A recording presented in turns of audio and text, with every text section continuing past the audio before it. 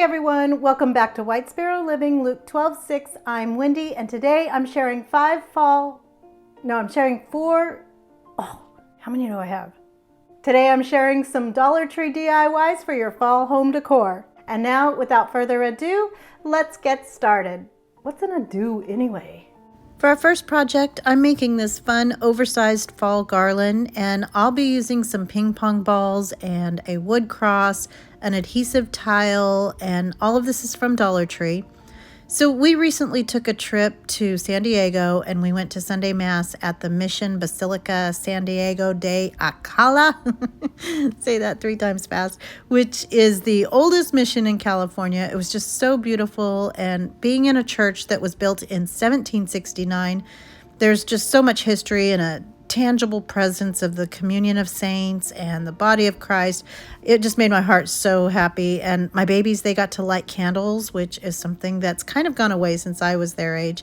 Anyway, I fell in love with this clay rosary that I bought in the gift shop, and the finish was rustic and old, and I had no idea where I was going to put it, and it weighs a ton, and it was $50, which was a little splurge for me, but I was able to use it in the decorations we did for my grandbaby's school fundraiser. And so since I've been organizing 70 pictures, I thought I'd share with you guys how beautiful this event was. And you know, I never miss a chance to show you my babies. Anyway, so back to our project. I was going to make an actual rosary, but I didn't have enough of the balls. So I ended up just making a beaded garland in the end, and then just staggering the balls, a large one and a smaller ball. And these are the Halloween eyeballs, also from Dollar Tree. They come in packages of 12. Ping pong balls are in packages of 6. Now, I only had a total of 16 ping pong balls, so I used 17 of the eyeballs, and then I'm just going to separate those into 2 buckets. And then I used my heat tool, which I'll have linked in the description box below, and I made holes all the way through the plastic, and I tried to get it as straight as I could, and if I did go a little wonky, I just remade the second hole where I wanted it to go. You could also do this with the tip of your glue gun, but there's going to be a little burnt plastic buildup on whatever you use, so just wipe that off with a paper towel every now and then.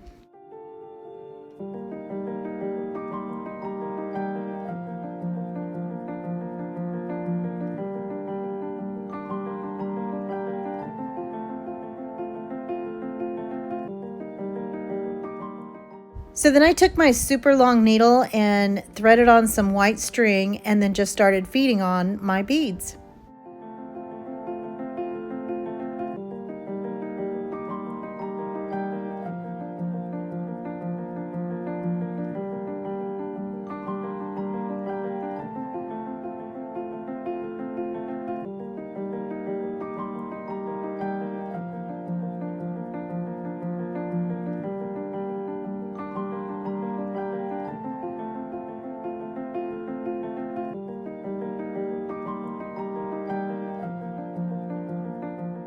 So to make sure my eyeballs wouldn't show, I first thought I would cover them up with some white chalk paint, but I knew I was going to spray paint this, and I was thinking that those bumpity bumps might show through of that chalk paint. So I decided to try using some acetone to get it off, and that worked way better, and it was a lot faster too. It was, however, not so good for my fingernails, but since it's almost time to get them done again, I just thought I would go for it.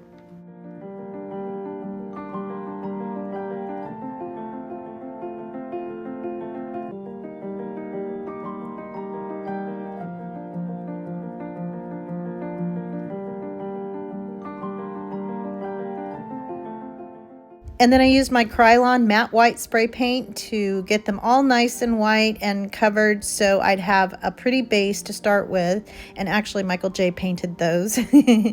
But now they don't look like ping pong balls, but they do look like the Jolly Green Giant's pearl necklace.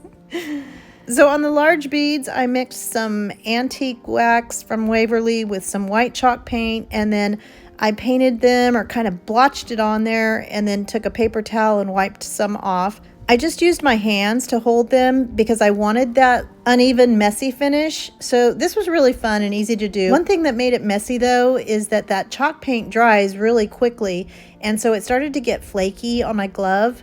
and then those chunky pieces would get on my beads, so I had to clean off my gloves every so often. And then for the small beads, I wasn't really being neat about getting paint on those because I knew I was going to be painting them orange to make it a fall garland. But when I was done with the beige beads, the big ones, I actually liked the look of that, just having a little bit of color on the smaller ones because it looked kind of like a marbly finish or something. So you could do that for a non-seasonal garland too. But this was for fall, so I used my Waverly chalk paint in the color pumpkin and did the same blotchy paint job on those. And then once all of my paint was dry, I used some white to give it that chalky look like our inspiration piece. And I just dabbed some paint onto my work surface and then get most of it off of my brush and then put it onto the bead here and there.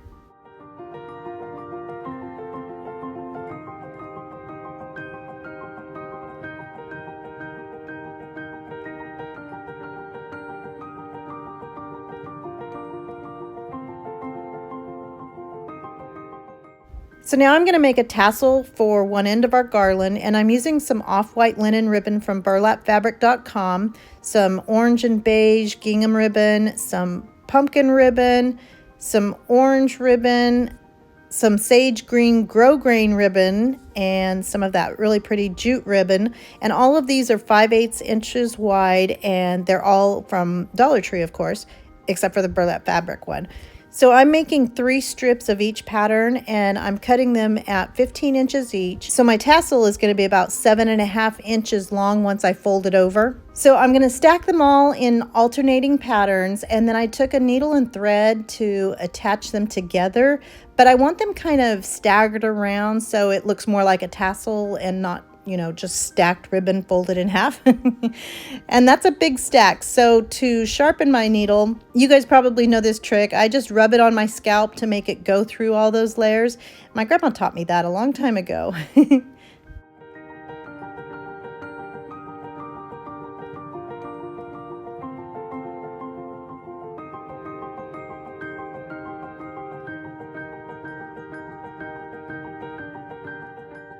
So once I get them all together, I'm going to grab the ribbons at the top where I folded it, and then I'm going to take some more of that white string and wrap it around about 1/3 of the way down.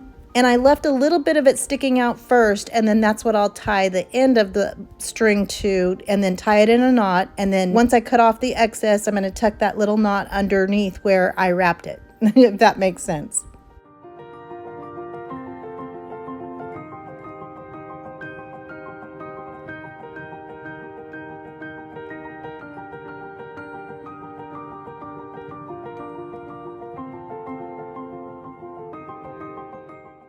And then I'm going to take some more string and go through the top where that big loop is, and that's how we're going to attach it to one end of our garland.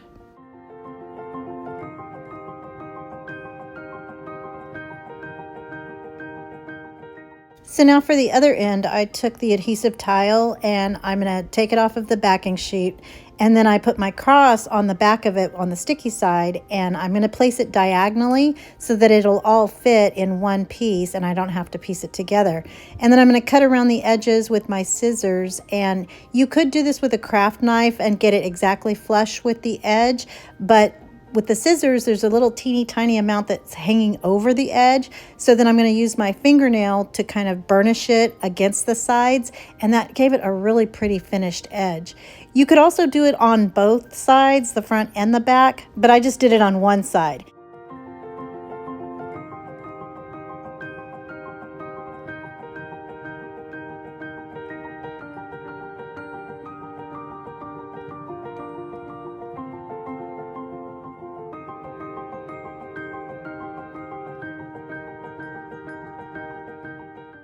And then once that's all on there, I'm going to poke a little hole at the top to put my twine through to attach it to my garland. And then I'm going to take some white chalk paint and paint my whole cross completely white.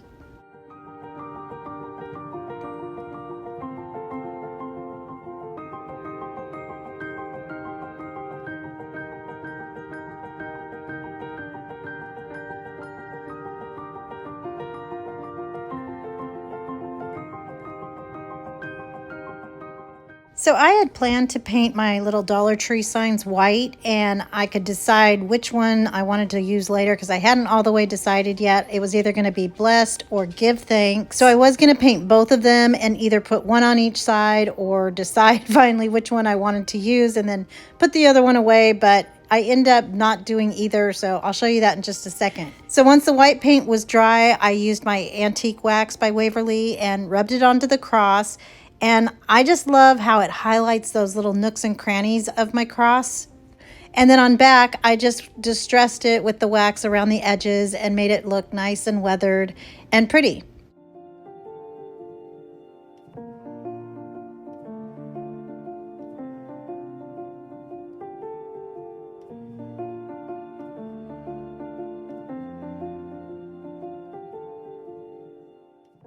So once I had my cross done, I realized how pretty the words were in that natural wood. So if I don't have to paint something, I'm on board with that. And I thought this was really even prettier than if I would have painted it white. So anyway, however you want to do it, that's what you decide. So I went ahead and used the blessed word, but either one was super pretty. And I used some Dollar Tree super glue to stick that in place. And then I tied my tassel to one end and my cross to the other, and then added a sweet little bow on top of my cross, and it was done.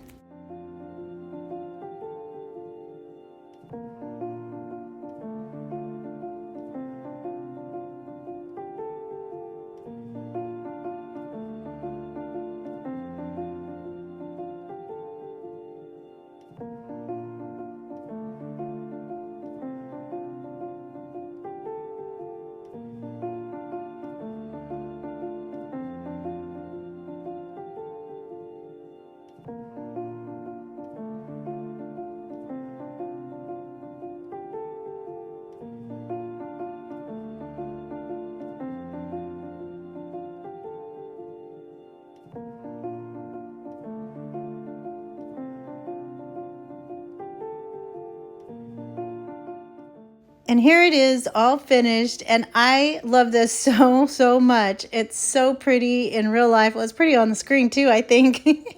But I'm showing it displayed in my Dollar Tree tombstone dough bowl that you may have seen me make. I think that was last year, could have been the year before. But it's all in a bed of Dollar Tree greenery with some Dollar Tree pumpkins. I'll show it to you in another setup as well. But it just goes to show you, you really can get a high-end look with Dollar Tree items. I love this, and I hope you guys like it too.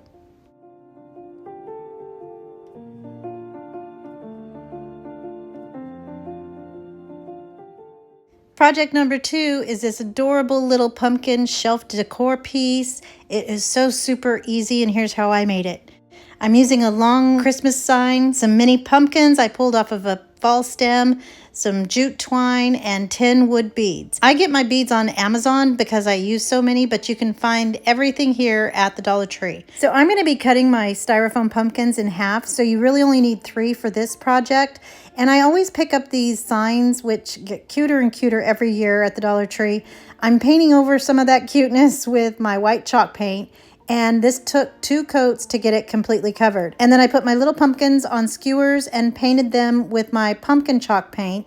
You could leave them their original orange color, but I wanted mine to be a little bit brighter and match my wood garland. I'm going to be covering most of that orange up with the white, and then the orange will be the lines and texture that's peeking through.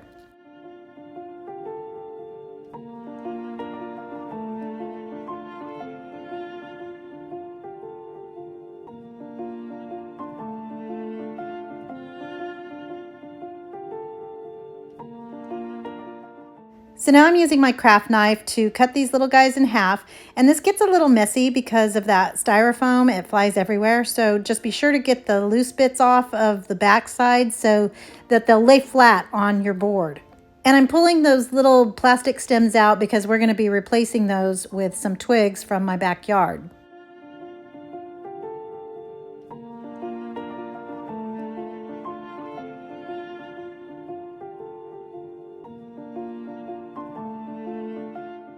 So to place my pumpkins, I'm just going to eyeball this, and it's pretty easy with something as small. I'm just going to put the first two on the outside and make sure that they're the same distance away from the edge.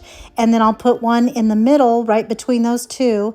And then I'll take my last two and put those in between those first two areas in the center, if that makes sense. And then the way I put it together was to feed on one bead onto my jute twine, leave a little space, and then add two more beads, and then another space, and then two more beads, and so on. And those spaces are where we're going to be putting our little pumpkins.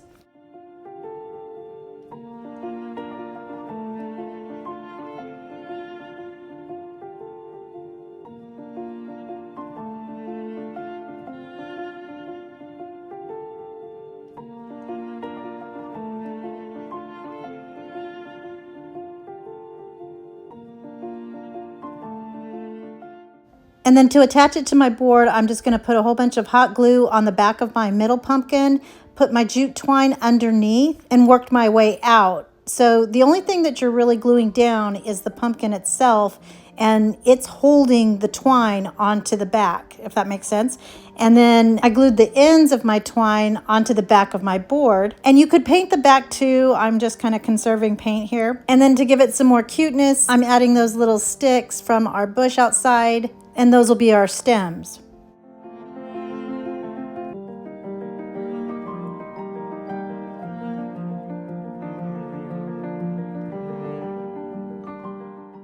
So now once everything is all in place, I used some celery chalk paint to make some pretty little leaves, and then went back in with some white for some highlighted sweetness. And it's done.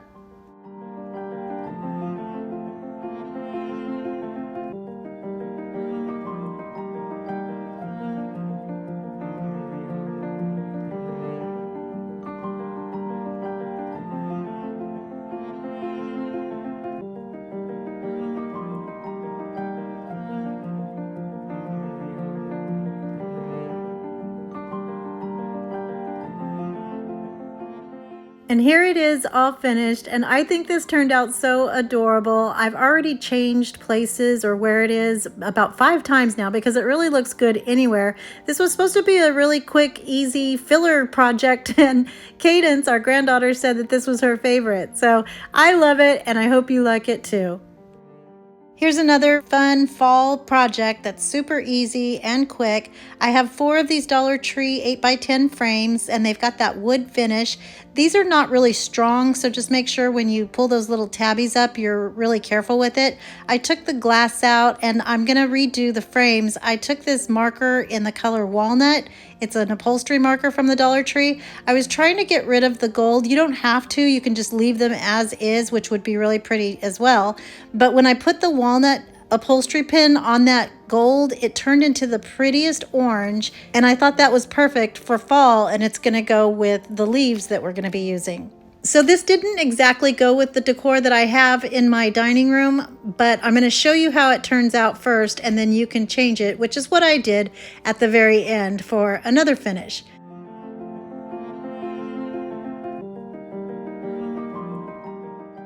So I took 2 packs of Dollar Tree's chopping mats, and there's 2 in each of those packs, so I'm obviously going to be using 4, and I'm going to cut out a square to go inside and replace the glass that's in there.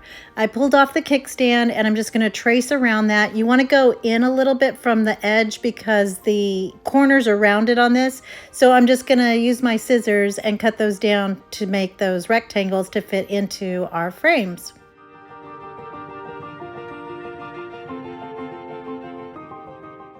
So I'm going to be setting these up in a square, and I'm going to use some chipboard letters that I had in my stash. You could use anything. I'm just going to trace around on top of my cutting mats, but it's on the back side, so the letters are backwards or mirrored, if that makes sense.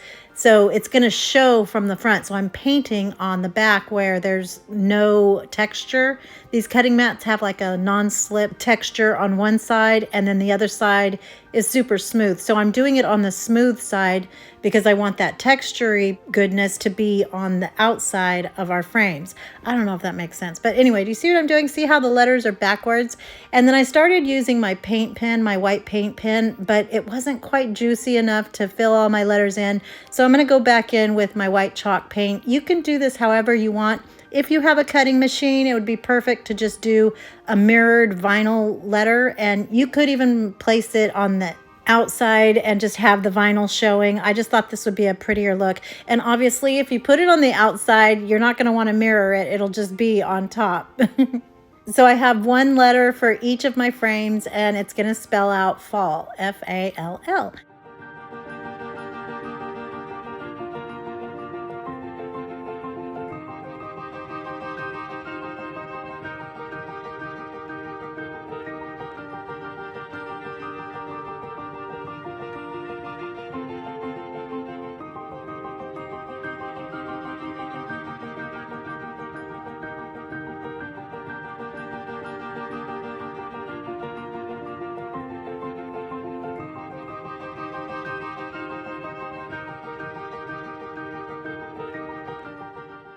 So now I'm going to take some leaves that I think are really pretty from some Dollar Tree stems, and I'm going to pull those off, and I wanted a nice assortment of different colors and types of leaves to show in the back of my frames.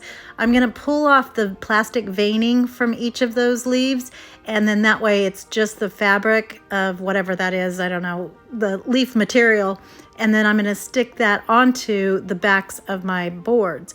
So I wanted to keep that kind of off-white beigey cardboard color of my frames in the frame, and the little hangers on the back go through and poke through those pieces of cardboard. So I'm just going to lay some of the leaves over those so that you can't see it. And I want my leaves to look like they're kind of blowing all around. So I have some upside down, some upright, and you know, kind of at an angle and just all over the place. So it looks like somebody took the snowblower and blew all those leaves up behind the window. And I'm using a little adhesive roller that I got from the Dollar Tree, but you could use glue stick or whatever, even rolling over a piece of Scotch tape or double-sided tape, whatever, just to get it onto the board. I think this would be a really fun project to do with the kids because it's super easy and there's no rhyme or reason of how to arrange those leaves. So this would be a fun one to get the kids involved.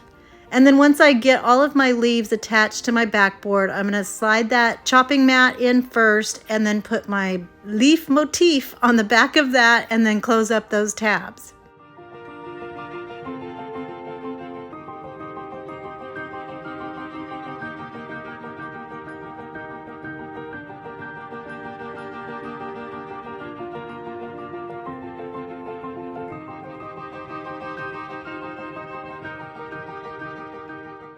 So now to put my frames together, I'm just going to use some permanent adhesive and attach my frames together, and I'll hold those in place and let that dry. I didn't use any hot glue because it makes a little gap sometimes because the glue is kind of thick. So I'm just going to let that dry, try and be patient, and then start working again after it's completely dry after about 24 hours. You know I didn't wait that long though, right?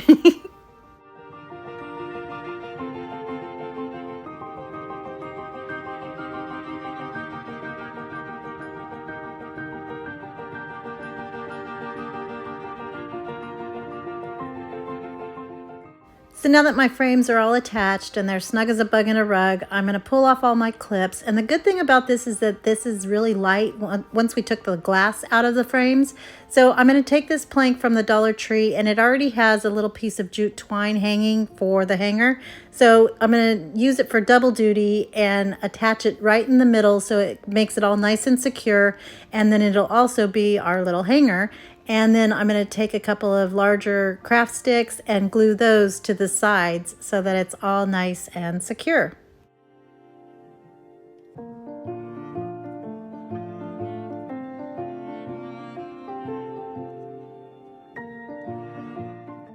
And so here's option 1 with that pretty orange striping around the edges, and the wood look I think is really pretty, and we didn't have to paint it. So if this works in your decor, I love how it looks, but it just wasn't quite right for my dining room. And you can see, well, I don't know if you've seen my dining room, but it's mostly white. So I went ahead and pulled out the backing and the little chopping mats, and I'm going to paint the entire frame with my white chalk paint. And then I'm going to do some distressing along the edges, that rusty distressing that I thought would go really well with the leaves. And I'm just going to use some cinnamon and some Mod Podge, mix that together, and then brush it around all of the edges and make it look nice and rustic, and then we'll place it again. So I had to share with you guys these little hooks that I found on Amazon. I'll have it linked in the description box below. But you see where it has a small 90-degree angle at the top and then the larger hook at the bottom? This is so you don't mess up your shiplap walls. So you place that little piece right in between in those gaps of the wall. It comes in galvanized metal, but I didn't want to see it, and it was really standing out against the bright white. So I ended up painting it so that it kind of goes away. But I'm always changing things out, and I don't want to put holes in my shiplap and the command hooks. Sometimes the paint comes off. So I was really excited to find this, you guys. So I thought I would share it with you. But here's how this one turned out with our new finish. I love this, and I hope you guys like it too.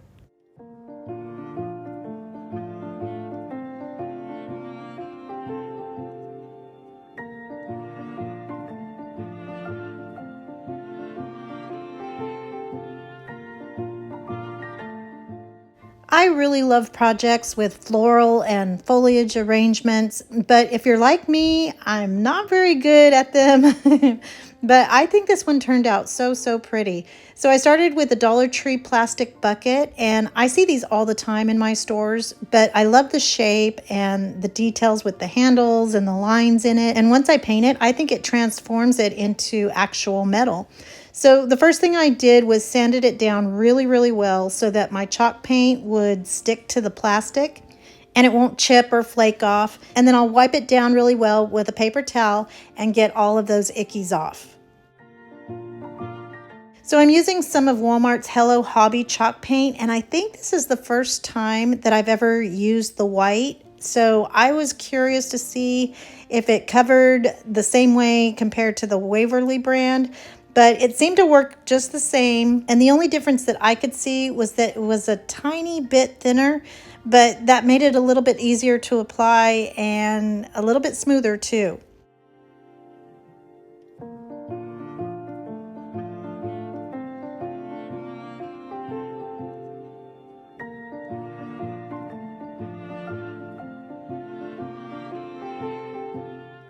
So now I'm going to rusty up my bucket and use that same Mod Podge and cinnamon mixture and go along all the edges and around the handles and the lines to give it a pretty weathered and old finish. I think this pill would also be super pretty with the black enamelware that I've done before because it has all of those lines and details in it. So maybe you'll see that in another video.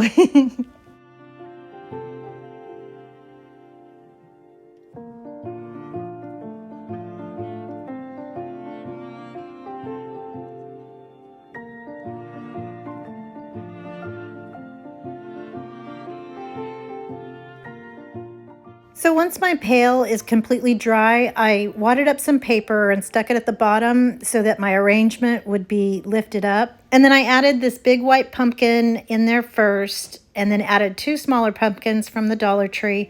The big one is from Walmart, and it was about $4. And then I took some of Walmart's pretty fall leaves and started poking those in around my pumpkins. And I think those were $3 or $4 also. And you see how perky that stem is? So I think you get more bang for your buck with these.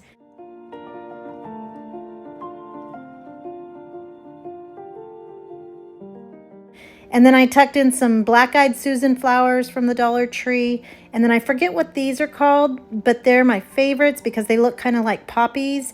And that's what all of our kids called my dad. And then I'll add some wheat stems from the Dollar Tree, minus those neon yellow leaves that I don't like. I'll add some pine cones here and there. And finally some greenery appropriately tagged as foliage and it's done.